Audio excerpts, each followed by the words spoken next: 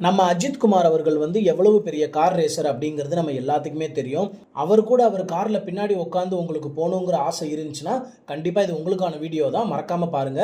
So துபாயோட racing committee வந்து என்ன ஒரு முடிவு எடுத்திருக்காங்க அப்படின்னா, நம்ம அஜித் குமார் சாரோட காரில் பின்னாடி அவர் கூட உட்காந்து ஒரு ரேஸில் வந்து சுற்றி வர்றதுக்கு வந்து ஒரு அமௌண்ட் விதிச்சிருக்காங்க.